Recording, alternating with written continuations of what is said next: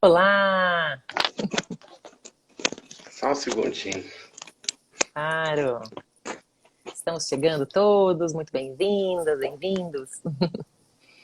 Professora, advogada, mediadora, Fernanda Tartucci, é um prazer falar com você. Nós vamos dar início hoje, dia 6 de maio, a mais um Café Jurídico da Escola Superior da Advocacia do Estado do Espírito Santo. Meu nome é Vinícius Pinheiro de Santana. É uma honra tê-la aqui. Vou passar a palavra para você, porque as lives são curtas e nós queremos aproveitar ao máximo as dicas que você pode dar para os advogados capixabas e do Brasil inteiro. Obrigado, Puxa, Fernanda. É uma honra. muito obrigada, doutor Vinícius. É uma honra também estar com vocês aqui, né? A ESA da OAB do Espírito Santo sempre tem ótimas iniciativas, ótimos eventos, saudades dos eventos presenciais, né? Grandes eventos em vários sentidos. Então, uma honra poder estar aqui. Obrigada aí pelas generosas palavras na apresentação. E já vi que tem gente super especial aqui, né? Vi aqui, o professor Rolfo Madaleno entrou. Olha a responsabilidade, professor Rolfo Opa! Madaleno, isso sim. Outra grande figura que aprecio muito poder ter a chance de escutar, de ver ao vivo. E agora estamos nos adaptando a essa nossa situação online, digital. Mesmo quem resistia, quem não acreditava, agora precisa, né? Acreditar. Também professor Dr. Mazola ali, vou vendo pessoas entrando também. Então, eu quero dizer que é muito bom poder estar aqui. Gostei bastante do convite e de poder falar um pouco Que bom. sobre gestão de conflitos familiares, gestão adequada. Depois pensei, puxa, que ousadia, né? Será que dá para pautar um conflito familiar e dizer, olha, o jeito certo de lidar é esse? Certo para quem? Como? Em que condições? Então, a minha primeira palavra sobre o assunto é paciência. Acho que quando a gente pensa em conflito familiar, a gente está lidando com situações sensíveis de pessoas que estão impactadas por uma série de outros fatores. Então, tudo é multifatorial. Às vezes, o conflito da família, ele vai ser um conflito que é ligado a um contexto. E sobra para quem, né? Para quem está perto. Então, muitas vezes a esposa, os filhos, a pessoa mais idosa, a pessoa gastou toda a paciência dela no trabalho. E aí, quando ela chega e fala, ufa, agora eu vou descansar, aí alguém demanda alguma coisa, né? Alguém pede alguma coisa. Então, a chance disso gerar um conflito é muito grande. Por quê? Porque as pessoas têm expectativas, eu brinco, né? Muitas expectativas irrealistas. Então, essa pessoa falou, eu vou descansar. Como vai descansar, né? Você labutou na sua esfera profissional, agora é hora de lidar com as suas interações pessoais, emocionais. Então, eu acho que as expectativas irrealistas, eu sempre brinco, né? Expectativas irrealistas geram frustrações e conflitos. Porque as pessoas Muito bom. imaginam que vão conseguir ter um tipo de situação alinhada ao que elas pensaram. Veja, essa pessoa muitas vezes nem comunicou aquilo, né? Então ela falou, chegando em casa, a pessoa pensou, chegando um certo horário, agora nem cheguei em casa mais, né? Como estamos todos em casa e assim, tomara que seja, então ela pensa, bom, a partir de um certo horário eu vou me dedicar a outras coisas. E ela não estava muitas vezes no mapa mental dela a ideia de, eu tenho que lidar com atividades domésticas, eu tenho que lidar com uma conversa séria. Ela fala, oi, eu não estou aqui para isso, não me inscrevi para isso.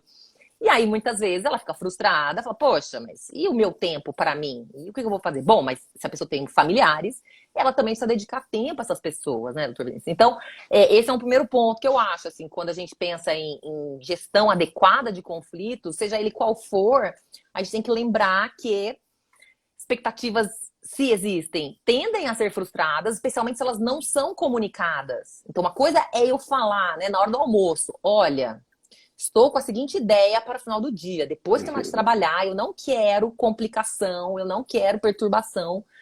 Eu quero ter pelo menos meia hora de sossego. Se eu comuniquei isso para a pessoa, existe uma chance maior, concorda? De ela Claro. filtrar. Falar, ixi, eu ia falar uma coisa, mas a Fernanda já disse na hora do almoço que hoje ela não está aberta para isso, né? Ó, a Vanessa está dizendo aqui, a mãe não tem nem direito a ter direito. Pois é, Vanessa, né? A mãe, não dá para negociar isso com as crianças, às vezes, né? A gente fala, olha, filha, hoje a mamãe tá daquele jeito. A criança, muitas vezes, dependendo da idade, não vai nem entender, né? A tendência é que não o faça. Então, esse é um ponto importante, mas acho que o primeiro ponto é, a pessoa precisa se situar em como ela está se sentindo, né? Hoje eu tô assim, tô mais sensível, até para ela não ter expectativas altas demais na interação com os outros, né? Essa é a ideia. Sim, sim. Professora Fernanda, aqui você é mediadora, né? Além de advogada. Quando a gente lê o título e lê o seu perfil, a gente fala assim, opa, ela vai falar que a gestão dos conflitos familiares é através da mediação. Será que é sempre assim? Em primeiro lugar, você poderia explicar para a grande maioria de nós não sabe o que é mediação exatamente? Muitas vezes a mediação, a câmara de mediação, no mesmo lugar tem câmara de arbitragem. Quando se fala em mediação, se fala em conciliação também. Não sei se a sua linha é trabalhar em cima hoje, seu tema, seu assunto, mais em cima da mediação. Mas, independentemente disso, você poderia explicar para todos nós, os advogados e não advogados, essas distinções, se é que algumas têm muito menos coisas em comum para a gente poder falar em distinção, né? Com certeza. Muito obrigada. Uma ótima pergunta. Na verdade, a gente sempre tem que pensar que diante de um conflito, qual é o caminho natural, né? Então, familiares estão em conflito, por exemplo, em relação ao tempo de convivência com a criança, ou a visitar uma pessoa idosa, ou a dividir gastos, ou a partilhar bens. Qual é o caminho necessário? Ou deveria ser o caminho necessário? Essas pessoas fazerem uma autoanálise do que cada uma delas pretende, quer, e eu sempre digo isso, né? Ao fazer a análise, tenha sempre um plano A, um plano B, um plano C, como quando você vai vender um carro, né? Um carro seminovo ou semivelho, dependendo do estado aí do seu carro. Você fala, bom, eu tenho um plano A, que é vender o preço de tabela. Eu tenho um plano B, que é dar uma margem de 5 a 10%. E o plano C, tô desesperado para me livrar do carro, vendo a X% a menos, bem a 20%, 30%. Então, primeiro ponto importante é esse. Eu preciso entender o que me atende, o que eu quero. Então, quando acontece um conflito familiar, por exemplo, e as pessoas resolvem se separar de fato, muitas vezes elas nem estão prontas ainda para negociar, porque elas ainda estão burilando, estão negando o que aconteceu, estão se situando, ainda é tudo muito sensível. E se você perguntar para ela, mas o que você quer? Eu quero que essa história acabe de uma vez. Ela está em negação sobre o conflito. Não, isso é só um momento. Então, muitas vezes a pessoa não está situada. Então, acho que o primeiro ponto é, quando ela está assim, ela está nesse momento mais, vamos dizer, sensível, né? Porque acabou de acontecer e ela ainda não está bem situada, ela precisa talvez de um tempo para poder fazê-lo, né? Para poder ficar centrada e poder se organizar. Depois que ela tem algumas percepções do que ela deseja ou não, ela precisa se orientar juridicamente, né? Então, se ela não tiver conhecimentos, ela possivelmente pergunta para alguém. E aí vem histórias das mais tapafúrdias, porque quem não entende de direito às vezes acha que tudo é aplicado da mesma forma. Então, o ideal é que ela procure alguém da área jurídica, né? Um advogado, uma defensora, um defensor, que possa ser parcial em relação a ela, que vai ajudá-la a definir o que ela quer, né? Então, ela já tem alguma ideia do que ela quer. Então, sem expectativas irrealistas. Eu vou conseguir tudo que eu quero? Calma. Agora nós vamos verificar se o ordenamento jurídico está de acordo com essas pretensões. Então, a advogada vai orientá-la, né? Essa pessoa. Às vezes ela não gosta do que a primeira advogada fala, essa advogada aí não curti, não. Eu quero uma que diga o que eu quero escutar, não é assim? Já aconteceu com você, doutor Vinícius? Poxa, acontece muito, né? Porque às vezes a gente é o primeiro a dar o choque de realidade no cliente. Não, você não tem direito. Como não? Né? Mas eu conversei com o primo da vizinha, do meu amigo, do cunhado, da minha prima, né? Você fala, bom, mas aí não sei a fonte dele, né? Então, assim, até a pessoa encontrar representação jurídica, não, essa aqui, é a terceira vez que eu escuto isso, já deve ser por aí, né? Coitado, o doutor Vinícius ficou no caminho, porque foi um dos primeiros a ser o mensageiro do apocalipse, eu vou usar assim, né? Mas no final, lá pelo segundo, terceiro, fala, bom, tá bom, chega, vai. Então, agora eu vou seguir meu caminho. Então, esse advogado, essa advogada, essa defensora, ela tem na sua mão pretensões, ideias, desejos, e ela tem também o ordenamento jurídico, né? E ela tem agora esse desafio de fazer acontecer, né? Que esse interesse do cliente, né? A Vanessa está dizendo aqui, com o Dr. Google todo mundo sabe tudo, ainda tem isso ainda, o cliente ainda tem, e chega muitas vezes com essas orientações, né? Então, com tudo isso na mão, o advogado tem essa missão. Bom, o que eu vou fazer com isso agora? Vamos pressupor que o que ele quer é atender o interesse do cliente e também ter ganhos. Fala, bom, eu estou trabalhando, essa é a minha vida, então como é que eu vou fazer, né? Eu preciso desenhar um jeito de atendê-lo e, na verdade, atender os interesses de todos, do cliente, da pessoa e do advogado. Então, ele precisa, aí o advogado tem o seu próprio dever de casa, né? Ele precisa desenhar uma forma. Bom, então, eu vou cobrar pela consulta, mas se ele for meu cliente, aí já está incluído. Eu vou então fazer agora uma etapa de negociação direta. Vou tentar entrar em contato com o outro lado para sentir o que está acontecendo. E aí o advogado pergunta: o outro lado tem advogado? Tem uma advogada. Ah, que bom. Então ele explica para a cliente, olha, você tem esses interesses, eu já te dei uma ideia do ordenamento jurídico, mas a gente pode ter um caminho de negociação. Pode ser que eu consiga negociar diretamente com o outro lado. Então, o nosso primeiro mecanismo é a negociação, que é o estabelecimento de tratativas diretas com o outro lado, certo? Podem sem ser um terceiro. Isso, sem um terceiro imparcial, né? Essa tratativa direta pode ser entre os familiares diretamente, tá? Pode ser que essa pessoa lhe diga: mas doutor, não adianta, eu já falei com o indivíduo e ele me destratou, ele foi grosso. E aí você explica pra ela: olha, eu entendo, você tentou uma primeira iniciativa, mas vocês tinham um contexto, era um momento diferente, vocês tinham um clima diferente, mas eu agora estou entrando no circuito como seu advogado. Então agora eu vou falar com a minha colega do outro lado e vou olhar sobre o prisma jurídico se existe um caminho lá. Percebe? Então aí você vai ter um outro jeito de lidar. E aí, a sua primeira iniciativa, né? Você já analisou o caso, já percebeu que, por exemplo, por acordo, você consegue mais do que um juiz decidindo, em termos de valores, em termos de tempo, em termos de atendimento do seu cliente, né? E aí, você entra em contato com o advogado do outro lado, né? Já tem alguém dizendo: poxa, mas o advogado parente leva para o lado pessoal, familiar. Aí você vai ter uma experiência, né? Porque você vai ligar para advogado do outro lado, e aí, dependendo do approach, da abordagem, né? Você vai sentir o seu caminho ou não. Pode ser que se você ligue num dia que o advogado não tá no bom dia também, né? Você fala: olha, eu tô ligando aqui, represento a pessoa tal, existe esse conflito, quero saber se você já pensou numa tentativa negocial. E ele fala: ih, doutor Vinícius, aqueles dois lá são terríveis, não dá, sem condições. Fala: olha, eu entendo, realmente, eles contaram, né? Ela me contou, foi difícil, mas sabe, colega, eu gostaria de pedir que você refletisse um pouquinho. Se tem algum espaço interessante, que vai que a gente encontra um caminho negocial, não é verdade? A gente pode organizar tudo isso. Então, assim, minha sugestão é sempre dar tempo ao tempo. E as pessoas se situarem também. Porque talvez ele não tivesse a expectativa de receber aquela sua ligação naquele dia. Ele não está pronto para a proposta, concorda? Então, Sim. A ideia é tudo... Diga. Muitas vezes nem está preparado o suficiente como você que entrou em contato primeiro, que tomou a iniciativa de contatar. E isso é muito interessante, porque a gente tem que lembrar sempre que na vida, imagina que a vida, cada assunto da vida é um livro. E você, por exemplo, né, a pessoa que resolveu se divorciar, ou que resolveu ter um plano de convivência familiar, ela já está pensando nisso há algum tempo. Ela, então, vamos imaginar que ela já abriu esse livro e está na página 15, 20, já tem um plano. Muitas vezes a pessoa do outro lado nem abriu o livro. Ela nem sabia que, mas como assim? Eu não pensei em nada disso. E ela é pega de surpresa. Fala: pô, mas você tá pensando nisso há quanto tempo? Há quanto tempo você tá programando isso e eu nem tô sabendo, né? Então, tudo isso vai contribuindo para ter uma dissonância, né? Fala: poxa, você devia ter falado comigo antes. Não, eu tava amadurecendo também. Pois é, mas você ficou amadurecendo aí até a página 15, eu tô com o livro, abri o livro agora, né? Então, veja quantos elementos tem que concorrer, né, doutor Vinícius, para tudo ir se alinhando. Né?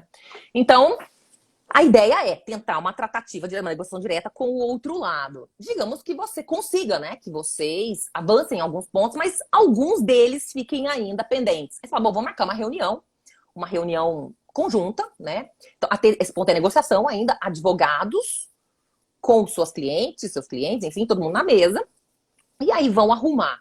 Esse exemplo até quem me deu foi um advogado me contando que era um divórcio longo, cheio de detalhes, e quase no finalzinho da negociação, os clientes, né, era um casal, começaram a ter uns atos de criancice, começaram a jogar bolinha de papel um no outro, os advogados meio incrédulos, dizendo: oi, o que está acontecendo aqui? Né? No final das contas, os advogados reclamaram, levaram bolinha na cabeça também, e ninguém entendeu nada. O que está acontecendo assim? Acho que eles perderam, né? Acho que na hora de finalizar, isso acontece muito também, né? Na hora de cortar o vinho, fala: não, acabou. Agora tá tudo certo para divorciar, certo? É o último link, certo? Às vezes as pessoas não estão preparadas ainda para divorciar, e elas querem enrolar um pouco, e aí eles entraram nessa brincadeira, né? Assim. Diria até que alguns usam o processo inconscientemente para isso, né? Com certeza, para ter uma relação com o outro. Olha que interessante. Uma relação processual, não é lá das melhores, né? Mas é uma relação, né? Então, quando isso acontece, por exemplo, eu dei esse exemplo dessa crise aí de bobeira desse casal, mas por algumas outras razões várias, como essas dificuldades de desconectar, né? Ou por divergências mesmo em relação a valores, bens de valor afetivo, né? Quem vai ficar com os pets? Às vezes você tem 2 pets e aí o casal fala, poxa, mas não podemos separar, porque um faz companhia pro outro. Eu falo, mas eu vou ficar sem pet nenhum? Os 2 você não quer me dar, eu não. Concorda? Às vezes você tem situações assim que você não consegue resolver juridicamente, concorda? Juridicamente, Sim. cada um tem um pet, mas isso atende aos interesses dos pets e das pessoas, né? Então, nesses casos, quando os advogados percebem que a negociação chegou no limite, em que não deu mais para fazer, né? Os advogados perceberam que as pessoas não estão avançando, mas que ainda existe um espaço para clarificar, para esclarecer, para falar desse assunto e, portanto, para ter essa expressão emocional, né? E para que isso possa ser trabalhado com detalhes. Porque eu vou judicializar porque estava tudo pronto. Agora, por causa dos pets, eu vou dissolver tudo, porque geralmente é um tudo ou nada, né? Sim. Ou eu faço o pacote completo, ou nada. Então, eu falo, eu vou perder tudo isso por causa dos pets. Os pets são filhos do casal, né? Praticamente, hoje em dia, você tem pet family, né? Você tem toda essa... Sim. Então, a ideia vou chamar uma mediadora que favoreça... Os advogados continuam juntos, se quiserem, se combinarem com os clientes, para que eles tenham um espaço para poder falar sobre isso, para poder pensar em alternativas que façam sentido. E aí 2, 3 reuniões, mais, se eles quiserem. Possivelmente, junto com os pets, virão outros assuntos que estavam no armário, mas que não tinham retratação jurídica. Então, alguns, vamos dizer, combinados que foram descumpridos, algumas mágoas, falar, na verdade eu não confio em você, porque da última vez... Coisas que nós, advogados, falamos assim, e qual é a qualificação jurídica de uma palavra descumprida, concorda? Eu não posso respeitar a minha cliente, dizendo que isso não vale nada, mas eu também não posso dizer que isso tem uma consequência jurídica. Percebe? Então, você vai ter vários pontos aqui que exigem um trabalho de favorecer a comunicação. Então, o que a mediadora vai fazer? Escutar esses relatos, né? Muitas vezes é muito curioso, eu já fui advogada numa mediação e eu fiquei chocada, porque eu achei que o conflito do meu cliente era e chegou lá e falou outras coisas, eu olhei pra cara dele e falei, sério? Né? Assim, acho que as perguntas que a mediadora faz são diferentes das que eu faço, né? Eu tenho um prisma jurídico mais focado, né? E aí, assim, no mínimo, a advogada conhece melhor o cliente na mediação. Fala, nossa, sério? Eu não imaginava que ele fosse falar isso, né? E aí, a mediadora vai trabalhar. Olha, o que tá acontecendo? Quais são as suas possibilidades? Vamos fazer uma lista de opções. E aí, a mediadora vai favorecendo a que essas situações possam ser bem definidas. Então, esse é o papel da mediadora, né? Ela vai ajudar a favorecer essa comunicação, ela vai ajudar a encontrar aí os interesses que as pessoas não estão conseguindo verbalizar ou que não têm condições. E a partir daí, vamos lá, vamos fazer uma lista de possibilidades. Então, a mediadora, ela não vai fazer uma sugestão. Por que vocês não ficam divididos 15 dias, cada um, com cada dupla de cachorro? O mediador não faz isso, né? O mediador, ele favorece a conversa para que a autoria das propostas venha dessas pessoas, né? Eu nunca fui conciliadora, eu só sou mediadora. E assim, eu nunca senti que eu poderia falar alguma coisa que fosse melhor do que a opção das pessoas, porque elas sabem da vida delas, né? O que eu posso dar de palpite na vida dos outros? Então, assim, eu sou mediadora. Então, às vezes, 3, 4, 5 reuniões, elas conseguem fazer uma lista de opções, escolher alguma, fazer um test drive com uma delas no meio do caminho. Essa é a ideia, então, da mediação, né? O mediador trabalha bastante, porque, veja, não dar a resposta pronta e favorecer o fluxo de informações, resumir, organizar, conversar junto, conversar separadamente, dá um trabalho, né? E, veja, ele não entrega nada pronto. Então, ele favorece essa reflexão, favorece o fluxo, para ver se as pessoas ativam o seu próprio protagonismo. Ok? Essa é a ideia do mediador. Estamos bem aqui? Inclusive, estamos ótimos. Inclusive, essa propósito da mediação de, digamos, obter revelações das partes e talvez identificar em que momento a comunicação deixou de existir, seja muitas vezes muito duro, muito difícil para aquele advogado, né? O advogado que sempre só foi advogado. De repente, ele, por exemplo, entender o que é a mediação ou ter de realizar a mediação fora da atuação dele como advogado de uma das partes, mas, portanto, de outras partes devidamente representadas. Para ele é muito difícil isso tirar a roupa de advogado, né? Esse não poder dizer, de repente, o que é correto, o que não é correto. O advogado ele está pronto para isso, né? Não, mas isso não pode, ou isso, ele teria que se abster disso, né? O mediador, ele não deve dar sugestão, né? Não deve, porque não deve. Um dos propósitos é que as partes tenham a exata noção de que elas construíram aquele consenso, elas que chegaram, é isso, professora? É isso, exatamente. Porque, veja, às vezes eu poderia dar essa sugestão, mas as pessoas não estão maduras ainda para escutar, né? Então, por exemplo, assim, por que vocês não fazem aí uma intercalação dos bichos? E aí a pessoa, resposta simplista, nada a ver, nada a ver. Elas já tiram aquilo do cenário. Enquanto que na terceira reunião, a pessoa fala, poxa, eu pensei lá, só tem uma opção. Vamos fazer um test drive, uma semana fica com você, outra fica comigo. Quer dizer, você concorda? Se vem delas, a chance delas cumprirem é maior. Agora, se vem de uma terceira pessoa que não sabe de nada e no timing errado, né? Porque tem também um momento de oferecer.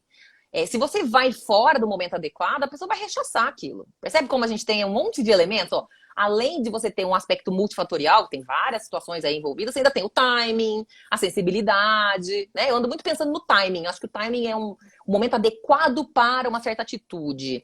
É praticamente uma arte você identificar o timing, né? Você tem que prestar muita atenção. Aliás, uma das técnicas da mediação é a escuta ativa, né, que o FBI usa em casos de terrorismo, porque o mediador ele vai acompanhando a conversa, resumindo, perguntando, organizando, e aí ele fala, bom, vocês querem falar mais alguma coisa? Estamos prontos, e aí a partir de uma comunicação bem feita, podem aparecer, né, olha, eu queria falar uma coisa, mas não tive coragem até hoje, aí a pessoa é muito curiosa, sabe, assim, a situação, porque ela não fala olhando para outra parte, fala olhando para mim, sabe, doutora Tartuccia, aconteceu uma coisa, que na verdade eu tô sendo um pretexto para ela falar pro outro lado, né. E às vezes eu falava assim, poxa, mas por que você não me falou antes? Não me senti bem, achei que você ia ser hostil, mas como eu tô lá, entende? A minha presença dá uma aliviada, né? E tem as sessões individuais, né? Que você já pode adiantar alguma coisa. Olha, por que você não disse? Você já conversou com o outro? Você podia falar um pouquinho desse procedimento para... Às vezes o advogado atrapalha, né, Fernanda? Olha, eu não sei, eu tenho uma experiência muito boa com advogados, tá? Eu só atuo na mediação extrajudicial. E todas as vezes que eu fiz uma abertura da mediação, eu expliquei o papel dos advogados. Olha, gente, vocês são os negociadores, vocês podem pedir pausa técnica, vocês vão ter o tempo para falar. Eu só peguei advogados colaborativos, entende? Assim, então, eu não tenho experiência com um advogado ruim. Então, quando o pessoal fala isso, fala, poxa, gente, mas então acho que nós somos sortuda, né? Mas veja, a chave de uma boa mediação é uma boa abertura, né? Você tem que estar bem claro, né? Pra você ter uma ideia, Vinícius, isso aconteceu uma vez, uma mediação empresarial, tinha 8 pessoas de cada lado, uma mediação de um caso grande, e aí eu tinha explicado, né, olha, vamos combinar aqui uma fala, um fala, não interrompe, depois o outro vem. Eu fiz essa proposta, porque eu já tinha percebido que eles eram todos muito impulsivos para falar, então eu fiz essa proposta, né, não de mérito, proposta de comunicação. E aí, numa das falas da primeira parte, a segunda parte foi falar, o advogado dele pegou do lado e falou assim, espera um pouquinho, daqui a pouco a gente vai ter nossa chance. Olha que interessante, né? O advogado me ajudou a lembrar do combinado. Mas assim, foi tudo explicado. Vocês concordam de um falar e o outro? Vocês concordam de não ter interrupção? Se possível, o máximo possível. Quer dizer, é tudo combinado. E aí o combinado tem uma chance boa. Então assim, vamos falar um pouquinho da reunião privada, né? Que foi a ideia que você teve. Exatamente, ó, a Bárbara está dizendo, combinados iniciais são essenciais para poder fluir. Então, por exemplo, a partir de uma mediação em que a pessoa chegou, relatou a parte dela, né? Vem a parte inicial, o relato dos fatos. A outra parte também explicou. Quando a outra parte explicou, eu percebi que a primeira ficou meio desconfortável, assim. Acho que veio uma informação que ela não tinha. E aí ela meio que travou, entendeu? Falou, tá, entendi. Tá bom, você quer falar alguma coisa? Não, acho que não. A outra parte falou assim, não, mas agora que eu expliquei tudo, eu quero escutar você sobre o que eu falei. Então, né? Ela ficou perdida, né? Então, o que eu fiz nessa hora? Eu falei, olha, a gente teve até agora a reunião conjunta. Como a gente falou no início, é possível que haja uma pausa técnica da parte com seus advogados para conversar, ou eu, mediadora, posso ter uma reunião individual com vocês. Então, a minha ideia é ter uma reunião individual agora com esse lado, o lado que tinha travado. Ou, se vocês quiserem conversar, né? Enquanto isso, o outro lado conversa com o seu advogado, né? Ou então, se você quiser conversar com o seu advogado antes de conversar comigo. A parte falou, não, eu quero conversar com você. Entendeu? Então, eu usei essa reunião individual, eu dei um break, porque travou, né? Então, a ideia do mediador não é aquela. Quando trava a negociação, o mediador entra. Então, na forma como eu atuo, acho que a ideia é fluir essa comunicação, é deixar realmente tudo acontecer de uma forma, né, fluida, é uma conversa. Vamos lembrar sempre disso. Mediação é uma conversação ou uma negociação, né? Quando você tem advogados. Só que é uma conversação favorecida, né, ou realizada na presença de uma pessoa imparcial, cuja missão é contribuir para esse fluxo. Então, não quero ser eu que vá atrapalhar, não vou travar vocês, aí vocês estão conversando, deixa eu falar uma coisa. Não, peraí, não é sobre mim, é sobre essas pessoas. Então, o sucesso da mediação é quando as pessoas estão falando, ainda que às vezes de um jeito um pouco atrapalhado, não pode ser violento nem hostil, mas assim, tá fluindo, né? Então, nós estamos bem. A pior situação é quando ninguém fala coisa alguma, né? Fica todo mundo calado, fala, bom, não está acontecendo esse diálogo, que é a nossa meta, a restauração do diálogo, né? Então, a gente pode também usar as reuniões privadas, eu pessoalmente, tá? Tem duas correntes, como sempre tem duas correntes. Eu evito muito a ideia de fazer reuniões só privadas, né? Tem muitos clientes que adoram. Professora Simone Tassinari, estou vendo aí, grande professora mediadora, né? Eu evito bastante a ideia de fazer reunião privada, porque, vejam, os clientes adoram, né? Eu não quero ficar na frente do outro, ele é desagradável, eu quero ficar só com você, Fernanda, eu quero falar à vontade, tudo pra você, e aí eu vou dizer o que você pode dizer por outro lado. Falar, oi, né? A minha função, que era restabelecer a comunicação, fica um pouquinho de lado, porque no final de contas, eu vou ficar garota de recados, né? E eu me lembro, já aconteceu isso uma vez numa mediação recentemente, acho que foi a última que eu fiz. Cheguei lá, o advogado já experiente falou o seguinte, era uma mediação empresarial, inclusive. Olha, então estamos aqui hoje, vamos fazer a agenda, a professora Daniela Teixeira também ali. Vamos fazer, então, uma agenda das reuniões individuais? Ah, vamos, todo mundo pegou a agenda e tal. Eu falei, olha, interessante, reuniões individuais, mas assim, a ideia, a proposta é começar com as conjuntas. Qual seria a necessidade de já começar com as individuais? Né? Aí um dos lados é verdade, né? Tem algum tema sensível? Ah, então tá. E aí a gente vai para as reuniões conjuntas para fluir essa comunicação. E aí depois, se for o caso, a gente pede as individuais. Essa foi uma em que não precisou individual. Uma das partes pediu individual, mas foi bem rápido, porque estava fluindo essa informação, que estava represada por causa do conflito, né? Então, veja, o que eu acho, assim, sensível é que a gente, na mediação extrajudicial, a gente está atendendo, né? São clientes que têm suas próprias agendas, querem fazer do seu jeito. Por isso, um dos pontos importantes é esse senso de autofortalecimento. Eu sei o que eu estou fazendo, eu sei como funciona. Eu já participei de uma mediação inteira com reuniões individuais. As pessoas se recusaram, mediação familiar, empresarial, familiar. As pessoas se recusaram. E toda reunião eu ficava, puxa, estamos aqui, mais uma reunião, que bom, mas e aí? Vamos reunir hoje? Ah, não, eu não quero. Eu não quero. Adivinha? Entendeu? Não dá, eu não consigo ficar levando. E o mediador fica um pouco no papel de leve trás, que assim, ele não é mágico, né? Os dois têm que escutar coisas um do outro. Então, esse teste de realidade tem que vir da vivência. Eu não posso transmitir com a mesma clareza, né? Sem contar que a gente acaba falando do nosso jeito, né? Quer dizer, eu escutei uma palavra do lado, uma palavra que eu entendo que é grosseira, que é hostil, é uma palavra que eu, Fernanda, não falo. Não é que eu tô dourando a pílula, falando, ai, eu vou dourar a pílula. Mas eu não uso essa palavra, entende? Então, assim, eu vou ficar repetindo que nem um papagaio? É impossível. A gente tem o nosso próprio jeito de falar, né? Então é isso, eu acho que essa própria polêmica entre reuniões individuais, reuniões conjuntas, é um tema e tanto, né? Acho que é um tema interessante, mas eu acho que para mim é uma ferramenta, é uma das técnicas, né, que o mediador pode utilizar, explicando no começo, né? Eu sempre brinco que a hora que o mediador mais fala é no começo, em que ele vai fazer essa abertura, vai explicar essa dinâmica da mediação. Na última vez que eu fiz, eu inseri a história de desligar. Ah, professor Jefferson Jorge, saudades também, muitos anos, né? O professor Jefferson Jorge foi meu colega no início da docência, né? Nos cursos preparatórios para exame de ordem. Uma honra. Então, veja, às vezes no começo você tem que combinar. Gente, olha, tá todo mundo com seus aparelhos eletrônicos. É meu dever pedir para vocês colocarem no silencioso, porque às vezes vem um barulho, é mesmo, todo mundo desliga, né? Isso eu incluí recentemente, porque não era uma preocupação, mas hoje em dia todo mundo tá muito conectado. Então, e você vai aprendendo, né? Por isso que eu falei, o começo, a sua abertura, às vezes 10 minutos ou menos, um pouco, mas é o tempo em que você está ali organizando como vai ser aquela conversa, né? E aí, claro, com fluidez, né? Não é uma coisa rígida, não é uma coisa que vai engessar, é para favorecer a conversa, não é para atrapalhar ninguém. E aí, tudo que a gente está vendo, né, de mediação, de negociação, conversações, tratativas. A arbitragem é uma lógica de julgamento, né? Então eu brinco, a mediação é prima da conciliação e a arbitragem é prima da jurisdição, né?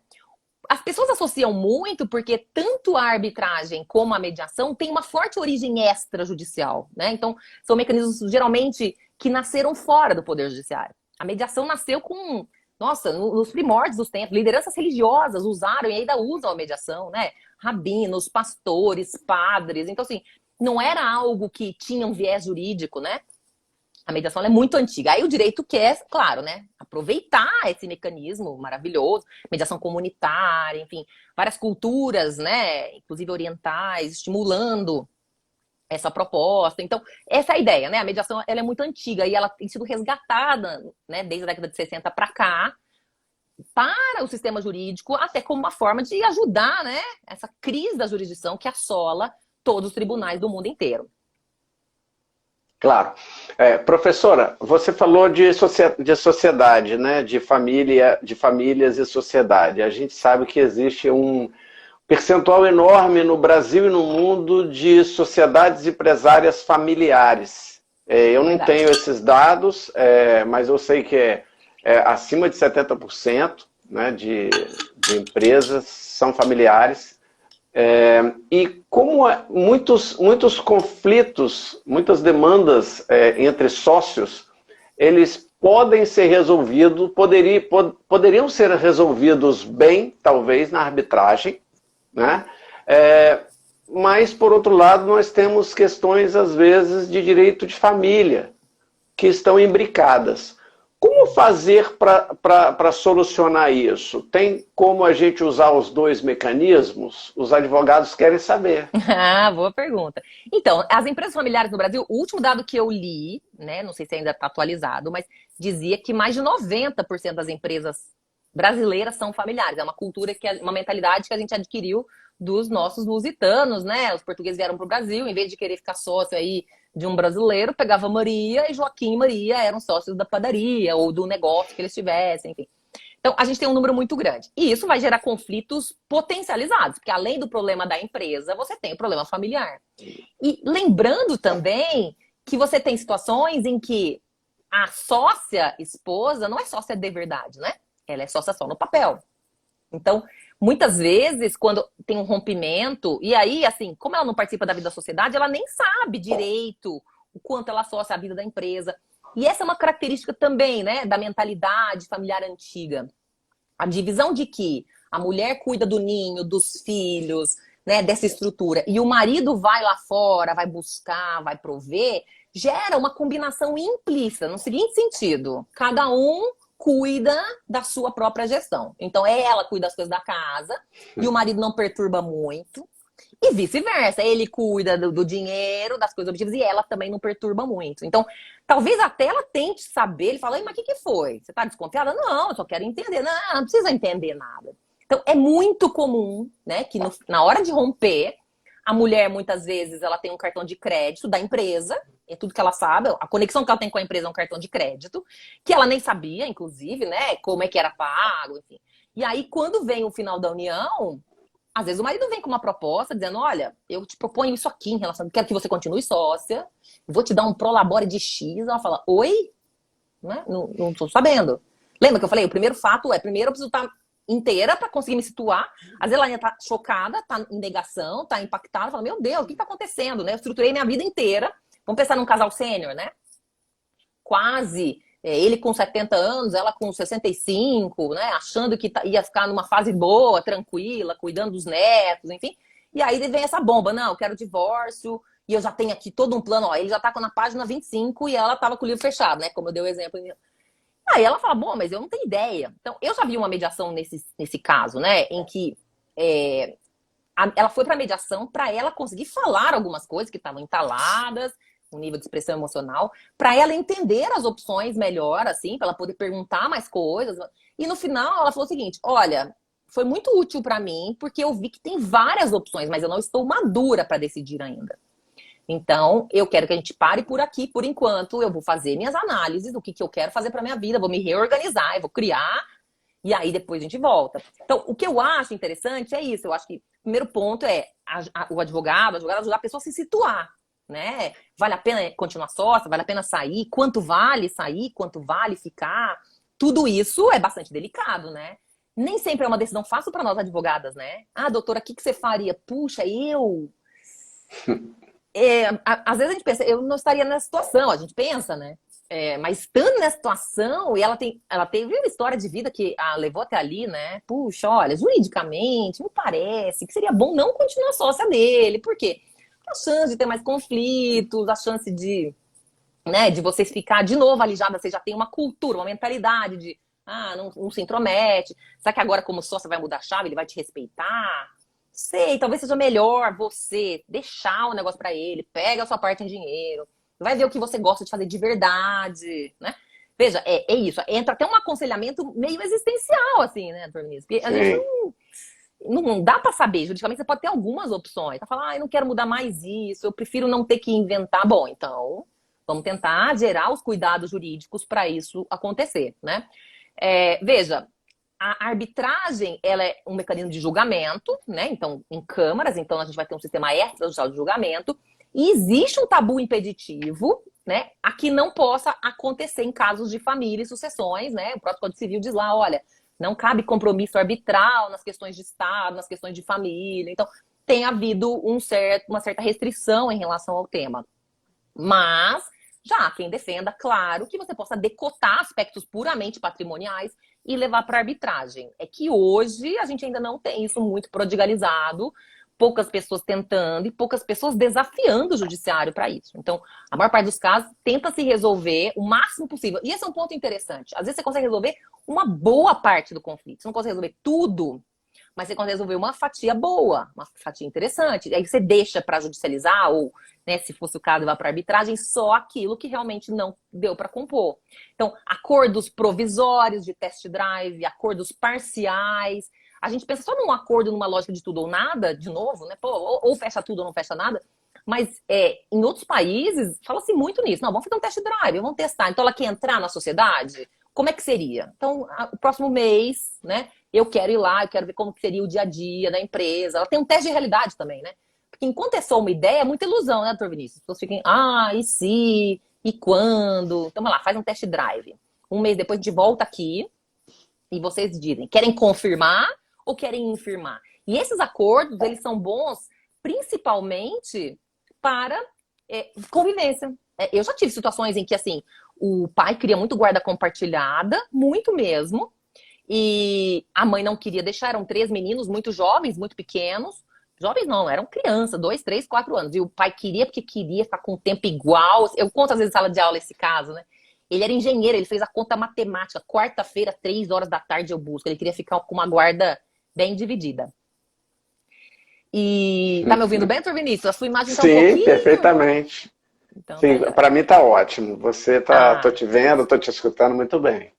Então tá jóia. E aí, o que eu fiz? Eu tava defendendo o marido, né, que queria essa guarda, e eu mesmo falava pra ele, você tem certeza? Mas você vai ficar com essas crianças em casa 3 dias na semana? Ele queria meio que uma guarda alternada, tá? Na época, já não era bem vista, enfim. Mas ele queria metade do tempo com as crianças. Ela não ficar na mesma escola, mas ele ia ficar 3 dias. E ele era um dono de uma empresa, assim, eu falava, mas quem vai ficar com as crianças? Não, eu mesmo, eu busco na escola. Eu achava aquilo um pouquinho estranho. Eu falei, bom, tá bom. E aí, eu fui negociar com a advogada do outro lado. E foi duro negociar, porque a cliente dela estava bem firme. Não, a guarda é minha. Eu abri mão da minha vida, da minha carreira, para ficar com esses meninos. Então, eu não vou agora ficar sem essas crianças, né? Ela tinha um apego emocional, enfim, né? O projeto de vida dela era cuidar desses meninos mesmo. E aí eu falei pra ela, não, claro, eu entendo. Aí eu falei pra ela assim, olha, eu entendo, mas aqui, eu acho que a sua cliente tá cansada, porque 2, 3 e 4 anos, meninos saudáveis, arteiros, né? A gente podia fazer um test drive, assim, só uma semana. Só uma semana pra ele também sentir como é que é o dia a dia, né? De buscar as crianças na escola, aqui na capital paulista, para buscar uma criança 5 horas da tarde na escola, dependendo de onde você sai, doutor Vinícius, tem que sair 3h30 da tarde. Imagina o dono de uma empresa, um monte de reunião, um monte de coisa, sai 3h30 da tarde para buscar essas crianças, que era o que ele tinha. No fundo, você sabia que era um blefe. É isso? No fundo, eu sabia que ele estava iludido. Ele Ah, queria. entendi. Ele achou que ele queria. Vou Acho. usar. Ele achou que ele queria, só que ele não pensou no como. E esse é um outro ponto. As pessoas querem o quê, mas elas não pensam no como, entende? Então, como ele não pensou nos detalhes, né? Eu fui lá e negociei. Olha, então tá. E aí é muito curioso isso, né? Primeiro, era uma negociação. Então, eu me persuadi que poderia ser interessante um acordo provisório de uma semana. Persuadi meu cliente, ai, doutora, mas só uma semana foi só, mas veja, é o caminho, a gente tá começando. Depois a gente vai mostrar pro juiz que já funcionou, né? Aí persuadi meu cliente. Então, ó, eu me persuadi meu cliente. Beleza, deu ok. Eu vou lá persuadir a advogada. Ah, pode ser, doutora. Aí ela tem que persuadir a cliente dela, concorda? Claro. Volta tudo A positivo. cliente confia nela, né? Confia nela. E aí, quando todo mundo tá persuadido, vamos pôr em prática. Então tá, então, ó, da quarta-feira você vai lá, busca as crianças 5 horas da tarde, e aí você vai ficar com elas até sábado à tarde você entrega, certo? Assim foi feito, né? Quarta-feira à tarde. Ele ficou muito feliz. Ah, Tartu, você é minha heroína. Como você conseguiu? Como você conseguiu? Eu falei, ah, olha, conversando bem. O outro lado também foi muito, a sua esposa e ele e a outra foram muito colaborativas, né? Deu tudo muito certo. Quando eu cheguei no escritório, tinha 9 horas da manhã, na quinta-feira, tinha 8 ligações para mim. 9 horas da manhã. Falei, puxa, mas o que aconteceu, né? E aí, adivinha quem era? O próprio. Adivinha o que ele queria? Se livrar das crianças. Desfaz isso imediatamente, ele diz. Não há menor condições. Eu falei, oi, mas como assim? Você queria tanto? Não, pelo amor, como é que eu vou buscar 5 horas da tarde? Eu cheguei lá. E depois as crianças chegam sujas, esfomeadas, agitadas, ninguém quer tomar banho. Aí uma tá escalando a estante, a outra tá jogando tudo no chão. E aí, quando eu acho que elas vão. Quando eu finalmente consigo dar banho, ninguém quer dormir, elas acham que é brincadeira. E assim, eu estava alucinado, eu não dormi nada essa noite. Aí de manhãzinha tem que acordar cedo e ninguém quer levantar da cama. E pra tirar essas crianças da cama? Não, não dá. É infernal, não há condições. Quero desfazer isso. E eu falei, olha, eu entendo, mas assim, é que a gente combinou por 3 dias. O quê? Não. De novo tudo isso? Nem pensar. Eu não vou, não. Tartuce, desfaça isso. E aí, imagina, né, doutor Vinícius? Puxa vida, lá vou eu, né? Vou ter que agora negociar o desfazimento, né? Muito Aí, interessante. interessante, né? Professora, muito interessante. Professora, existem métodos que são da negociação que o mediador se vale deles, mas para outro propósito? É correto dizer isso? Você diz a gente usar ferramentas da mediação na Sim, negociação? Ah, sim. Eu acho que essa é a vantagem da mediação, né? Quando a gente aprende a escutativa, quando a gente faz esse exercício de acreditar na boa-fé do outro, quando a gente tem uma abertura emocional. Então, você tá certo, né, doutor Vinícius? Quando a gente a gente aprende mediação, a gente aprende ferramentas de comunicação. E depois, como negociadora, eu vou aproveitar isso também, né? Então, sem dúvida. Por isso que eu falo, estudar mediação é uma coisa que te ajuda na vida pessoal, porque você capricha mais na comunicação, nos seus próprios conflitos familiares, né? Você tem chance de falar, poxa, mas de onde que vem isso? A pessoa deve estar com algum problema. Deixa eu escutar, o que está acontecendo? E aí você tem essa disposição. Esse era um outro elemento, né, para gestão adequada de conflitos familiares. Disposição para falar e para escutar, de verdade. Né? Então, assim, ó, muito bom. você precisa falar? Então fala. Depois eu quero falar também, tá bom? E deixa a pessoa falar, deixa a pessoa desabafar. Não, tenta não interromper, né? Pronto. Falou tudo? Falou. Posso falar agora?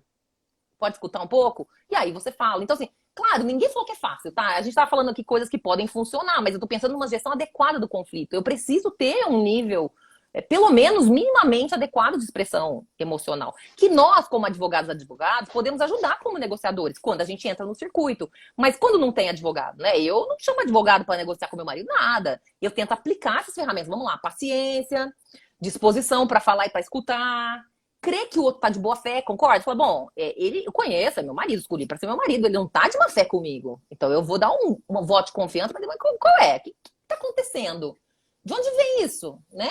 Ele fala, ah, não é com você, é que uma vez aconteceu um caso. Ah, então vamos identificar o que está acontecendo.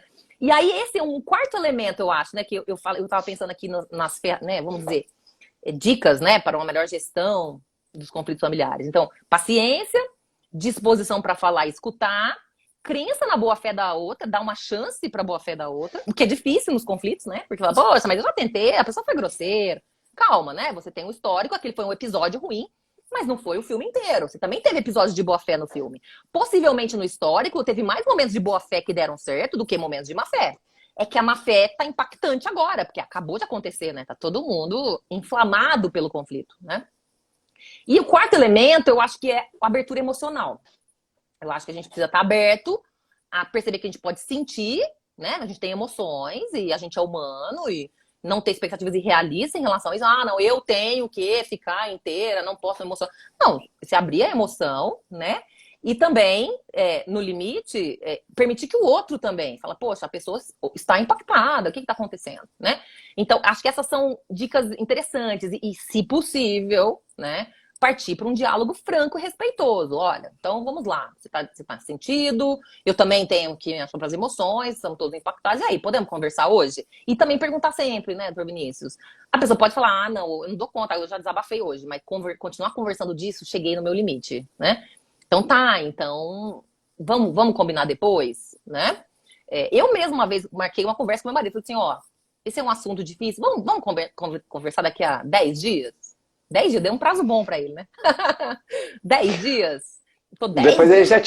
eu já tinha esquecido no dia. Ah, não, olha, quando deu 3 dias, ele falou assim, então, daquele assunto lá, ok, eu já entendi, podemos seguir adiante. Percebe? Assim, ele não precisou dos 10 dias. E ele não precisou conversar Sim. de novo. Mas ele ficou com aquilo. Bom, é um assunto, né? Ela quer conversar comigo mais. Então, deixa eu analisar. É verdade, faz sentido. Mas você percebe? Então, acho que respondendo a sua pergunta é isso. Eu tô usando ferramentas que eu aprendi, né? E assim, a vida vai nos dando boas experiências. Olhar os casos dos outros também ajuda. E a gente tem que trabalhar o autofortalecimento, né, doutor Vinícius? O que a gente dá conta de fazer também, né? Eu tô vendo aqui, né, Simone Vieira dizendo nós temos que fazer uma especialização em psicologia. Olha, Simone, eu pessoalmente adoro psicologia, psicanálise, mas assim, não estudei nada. Eu gosto dos assuntos humanos todos, né? A gente não precisa ir tão longe, embora a gente sempre sinta que seja útil, né? Se eu puder fazer melhor, né? Mas sempre isso é importante, porque o nosso papel não é de terapeuta, né? Embora essa paciência, essa escuta sejam muito comuns, né? Nas duas atuações, assim. Isso é um desafio, Fernanda. Estudar, se preparar para ser mediadora, estudar técnicas de negociação. A gente primeiro enfrenta o problema de se entender melhor. Existe isso? Existe essa dificuldade? Então, eu acho que assim, primeiro você como pessoa, né, você tem suas próprias situações. Então, quando você for atuar na mediação familiar, por exemplo, você pode encontrar situações parecidas com as suas, né? Ou você pode se identificar com algumas situações. Pode haver limites, né, para você atuar dependendo, né, do cenário, enfim. Então, eu acho que o autoconhecimento, ele é bom para a vida de qualquer profissional, né? Porque você consegue entender melhor as suas potencialidades e os seus limites. Também tem seus limites. Então, eu acho que esse é um ponto que vale para a vida e para todas as carreiras. Na mediação, eu acho que também, porque ajuda você um pouco a ter firmeza nas coisas que você acredita que você possa fazer. Por exemplo, eu dei o exemplo da condução da mediação, né? Queriam reuniões conjuntas e eu estudei bastante e tenho firmeza em relação ao assunto. Eu não sou inflexível, mas assim, você viu? Eu disse, todo mundo concordou. Então, né? Eu já fiz também uma mediação inteira com reuniões privadas. Eu não sou inflexível, mas eu tenho recursos para conversar e para negociar. Ou seja, tudo é negociável, né? Dizendo, ó, esse é o desenho que funciona, que me parece interessante. Vamos tentar? Ah, não dou conta. Ah, não quero. Hoje não. Não sei o quê. Bom, tem um limite na outra pessoa, então eu vou escutar, lembra? Abertura emocional. Não é sobre mim, não é que eles estão me desrespeitando, não é que eles não confiam em mim, é que eles têm seus próprios limites. Então, a gente precisa lidar com os próprios limites, né? Por isso que eu acho que é interessante. Agora, estudar negociação é muito importante. Essa é uma lacuna das faculdades de Direito, né? E eu não estudei negociação, nunca tive essa cadeira, né? Nós estamos preparados para ouvir? Olha, tem aquela diferença entre ouvir e escutar, né? Ouvir, muitas vezes, é um pouco mais superficial. A pessoa ouve, mas ela não dá a devida atenção. E o escutar já significa realmente devotar atenção a isso. Então, depende da disposição, depende dos combinados, né? Isso eu aprendi também. Às vezes eu vou conversar com uma pessoa, eu peço a atenção dela antes. Falo, ó, você tá aí ocupado, você tá lendo, me dá um minutinho. A pessoa concorda, porque ela tava em outra sintonia, né? Ela tava lá viajando, e aí Aí ela para, olha pra mim e fala, sim, que foi? Aí eu falo, quer dizer, eu conquistei, né, a escuta. Porque a pessoa tá lá lendo, tá fazendo uma coisa. Isso em família acontece muito, né? Aí chegou a pessoa do outro quarto, veio falando lá do corredor, blá, blá, blá, blá, blá, blá. Chegaram 5 palavras no final. A pessoa, oi? O que tá acontecendo? Ah, mas tá vendo? Você não escuta nada. Não, talvez eu não escute bem mesmo, mas nesse momento aqui nem dava, porque geograficamente veio vindo, né? Então, eu acho que sim, não é fácil, eu acho que é possível, mas primeiro, você tem que ter consciência, né, de como você escuta, tem que se observar, e você tem que ter essa abertura para dizer, pô, é uma coisa que eu preciso melhorar em mim, porque a minha escuta, e geralmente, doutor Vinícius, as pessoas gostam muito de falar, né? Falam, falam, falam. Então, ter abertura para escutar também. Eu sou uma pessoa otimista. Eu acho que nós temos condições, desde que a gente paute que esse é um ponto e que a gente se esforce para isso, né? Isso, escutar para compreender, não para responder, né, professora? Exatamente. Nós estamos aqui quase no finalzinho, faltam 8 minutos. Eu queria aproveitar esse momento para agradecer a presença do professor Rolfo Madaleno, desde já convidar ele para fazer uma live na área de família aqui. Agradecer a presença de alguns colegas, a Veira Santos, o Rodrigo Carlos Horta, que já assinou aqui para mim. Tem inúmeros outros nomes, sinceramente, eu não consigo, às vezes, ler, né, prestar atenção nas pessoas entrando aqui. E, professor, eu queria dizer que é um prazer enorme te ouvir. Eu sou mediador em formação, eu faço curso, estou na parte prática, infelizmente ela está suspensa agora, porque aqui a gente só faz presencial, já parece que em alguns lugares já existe autorização para fazer, né? Não presencial, não tenho certeza disso, me parece que sim. E eu queria te dar a palavra para você fazer um resumo ou mandar um recado, dar uma mensagem para os advogados sobre a mediação. Queria que você ficasse à vontade, por favor. Muito nesses obrigada. Momentos finais. Muito obrigada pelo convite. Também foi uma honra. O tempo passa voando, né? Assim, quando a gente tem uma boa interlocução, foi muito bom. Um abraço também a todo mundo que nos acompanhou aí, né? Tantos apelos, tantas lives. Então, muito bom poder contar aí com a escuta de vocês. Eu acho que, assim, quando a gente pensa em gestão adequada de conflitos familiares, a gente talvez tenha que ter, de novo, expectativas menos irrealistas. Saber que conflitos são naturais, e que se exige calma. Nem sempre a pessoa diretamente envolvida tem calma para lidar. Nós, advogados, advogadas, temos melhores condições, nós temos um certo distanciamento do conflito, embora a gente vai escutar com empatia, né? A gente deve ter essa mesma disposição para falar, para escutar, né? Para perceber, né? A gente tem que lembrar da crença da boa-fé na outra parte, que geralmente está impactada, né? Porque existe uma dificuldade por causa do momento, a gente tem que lembrar o contexto maior, o macro, não só o micro, né? Existe, eu falei da abertura emocional, então nós advogadas também precisamos saber os nossos limites, né? Precisamos saber o quanto que a gente pode escutar, enfim. Muitas vezes o cliente não quer que a gente dê um parecer jurídico, ele só quer falar. Então a gente muitas vezes deixa ele derramar o que ele quer falar, né? Sim, você tem alguma dúvida? Não, doutor, só queria ele falar mesmo, né? Então, assim, advogados cobrando por hora aí nesses momentos, você tem que ver como é que é o ajuste do tempo, né, dessa contratação vai fazer sentido, né? E aí eu acho que essa disponibilidade de tempo também, acho que esse é um outro fator que na gestão adequada de conflitos familiares, ela entra como um elemento interessante. As pessoas têm que devotar tempo para as coisas funcionarem, na verdade. As pessoas são excelentes nas suas profissões, as pessoas se engajam nos exercícios físicos, as pessoas têm uma determinação incrível para fazer dietas, as pessoas capricham. Aí na hora de lidar com a família, não sobrou nada, né? Falar, eu tô exaurida, tô acabada, agora eu só quero ficar encostada. Mas tem uma outra pessoa ali, né? Então, como é que eu vou fazer? Eu preciso ter a possibilidade de que algum engajamento exista, né? Ah, professora, sério, mais isso, mais um tem que... Você pode olhar isso como uma obrigação ou pode olhar isso como um propósito de ter uma atuação excelente em tudo que você faz. Excelente não no sentido de cobrança, mas assim, caprichado, entendeu? Falar, ó, meu caprichado hoje não é um excelente, mas é o que tá dando pra hoje. E eu tô tentando, né? Ou hoje eu quero ficar mais quietinha. De novo, né? Volta um pouquinho pra essa ideia de você conseguir se olhar, não se cobrar demais, né? E com isso, dedicar tempo e atenção para relações importantes como as de família. Porque, infelizmente, acontece bastante isso, né? Quando eu trabalhava com advocacia empresarial, eu nem era mediadora, não tinha estudado nada disso ainda, eu fazia os divórcios de praticamente todos os empresários, os clientes do escritório. Assim, você via que quanto melhor ia a empresa, pior ia a relação familiar, né? Claramente existia uma dissonância de dedicação, de tempo, de capricho. Então, é isso que a gente quer. Quer dizer, ninguém falou que é fácil, né? Mas a gente talvez, para ter essa gestão adequada, precise ter esses, vamos dizer, né? Esses cuidados e esses engajamentos em relação a esses fatores. Incrível essa inversamente proporcional, né? É, Quanto incrível. mais a empresa ia bem, menos a família. Menos. Fiz divórcio Interessante de isso. vários, assim. Praticamente, assim, todos os donos das empresas que tinham ali. Eu achei curioso, você fala, gente, né? Como é que pode, né, a construtora tá indo tão bem e a família tá indo tão mal? E eu fazia, né, as negociações das famílias, assim, realmente o estado da família era de decrepitude, assim, comunicação péssima ou inexistente, e a empresa lá, né, galgando, era isso. Possivelmente ele ficava 18 horas trabalhando na empresa, enfim, estava dedicando todo o esforço lá e para a família sobrava migalha ou nem isso, né?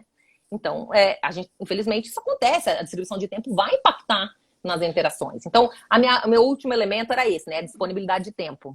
Também é importante. Sim. Professora, mais uma vez, muito obrigado por aceitar o convite. É uma honra poder ouvi-la. Foi fantástico os ensinamentos que você conseguiu passar para nós, para todos os advogados do Estado, do Brasil, muito provavelmente, né? Agradecer a presença de todos e principalmente a sua. Tá, professora? Muito obrigado. Até a próxima, assim que a gente sair desse distanciamento social, que você possa voltar aqui para o estado. Acho que você já esteve aqui, não já? Várias vezes, com muita alegria. Então, Sempre fui muito bem tratada no Espírito Santo. Eu tenho um grande carinho aí pelo Espírito que Santo, Vila bom. Velha, Vitória, que é onde eu conheço, né? Que eu tive a oportunidade. Então, muito obrigada. Podendo Opa, atender vai ser uma honra também. que Obrigada por bom. tudo. Muito obrigado, então. Estou aqui me despedindo. Não precisa sair, não. A gente vai sair junto. Eu vou encerrar a live junto aqui, tá bom? Tá, Então, joia. tchau, professora Fernanda. Tchau a todos. Muito obrigado. Até a próxima. Até o próximo Café Jurídico. Amanhã tem mais às 17 horas. Todos os dias às 17 horas. E Perfeito. tchau, Fernanda Tartuas. Foi um prazer. Tchau, Vinícius. E a todos aí também, hein? Prazer. Até uma próxima.